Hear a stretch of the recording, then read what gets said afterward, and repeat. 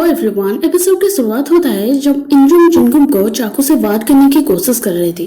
तब हमें पास का सीन दिखाया जाता है जहाँ इंजुम की छोटी बहन जिनगुम को डेट कर रही थी। अब इंजुम जब दोनों को मिलने के लिए गई थी तब जिनगुम को देखने का तरीका उसे ठीक नहीं लग रही थी।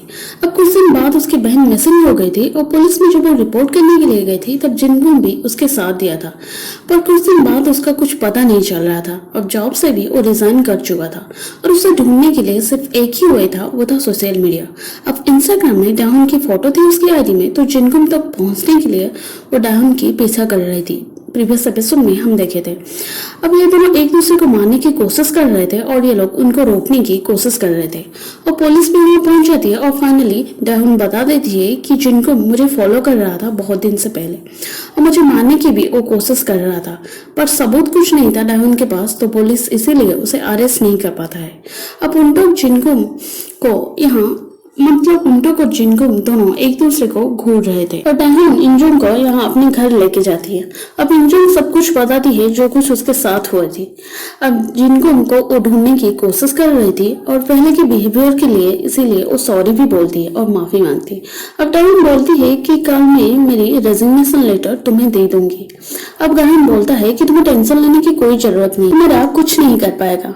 सुबह इनके साथ घर में माँ बेटी जैसे रोज रोज झगड़ते थे और सब सुनने के बाद इंजोंग बहुत हंस रही थी। अब इंजोंग भी अब रेस्टोरेंट छोड़ना चाहती थी क्योंकि उसके लिए बाकियों को अब खतरे का सामना करना होगा, उसे अच्छी तरह मालूम हो गई थी। अब डाहुन भी रेजिग्नेशन देना चाहती थी, तो डाहुन बोलता है कि हमें कुछ प्रॉब्लम नहीं है तुम्हारी वजह से, तुम कुछ दिन तक अपने आप को सुधारो और फिर आगे ज्वाइन करो और तुम्हें रेजिग्नेशन देने की कोई जरूरत नहीं क्योंकि कॉन्ट्रैक्ट खत्म होने तक तुम्हें यहाँ ही रोकनी होगी।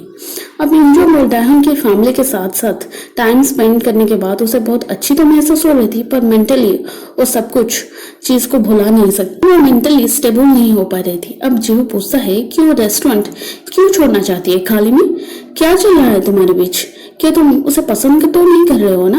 अब डाहुन बोलता है कि क्या डिफरेंस है, पसंद होगा ही तो, मतलब इसके मन में भी थोड़ा बहुत फीलिंग्स डेवलप हो गया था। डाहुन बहुत टेंशन में थी क्योंकि जिनको उसकी फैमिली और डाहुन को नुकसान पहुंचा सकता है और ये बात मिंजो को बता देती है। अब डाहुन लेट नाइट तक वापस नहीं आई थी। अब डाहुन बहुत टेंशन में था और बाहर वेट किया था। उसे देखने के बाद थोड़ा पास जाके पूछता है कि ड्रिंक्स करके आए हो ना, तुम्हें पता है ना कि अब ड्रिंक्स करना सही नहीं है क्योंकि जिनगुम पीछे पड़ा है, तुम्हें मालूम तो है ना।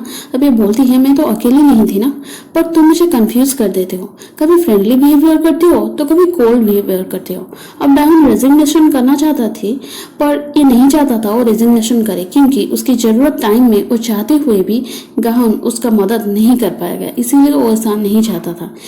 और ये सब सुनने के बाद ये प्रॉमिस करती है कि मैं यहाँ से मैं कभी भी तुम्हें छोड़ के नहीं जाऊंगी। जिनगुम के घर से जो बॉडी मिला था वो बॉडी इंजुन की बहन की हो सकती है, ये चीज मिंजो सस्पेक्ट कर रही थी और बता रही थी पुलिस स्टेशन में।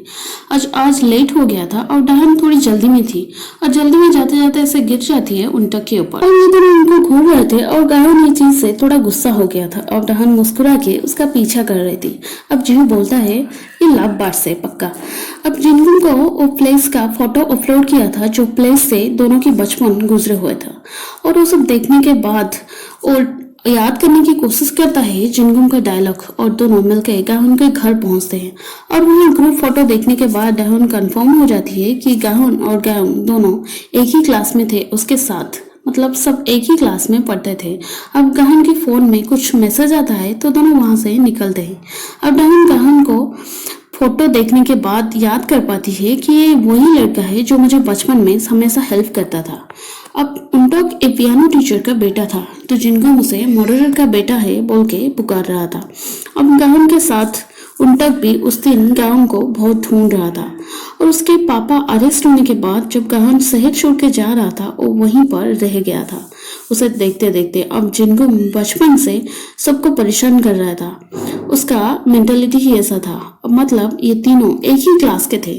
अब जिनगुम बोलता है कि मुझे मालूम है डाहुन कहाँ है, पर डाहुन सोचता था कि ये झूठ बोल रहा है, तो इसी बात पर दोनों के बीच फाइटिंग हो जाती है। अब उन दोनों को रोकने की कोशिश कर रहा था। अब डहन भी वहीं पर पहुंच गई थी। मतलब अब सबको मालूम हो गया था कि सब एक ही क्लास में पढ़ते थे, अब सब बचपन से एक दूसरे को जानते थे। और एपिसोड यहीं पर ख़त्म हो जाती है। नेक्स्ट एपिसोड देखने के लिए चैनल को सब्सक्राइब कीजिए। Thank you.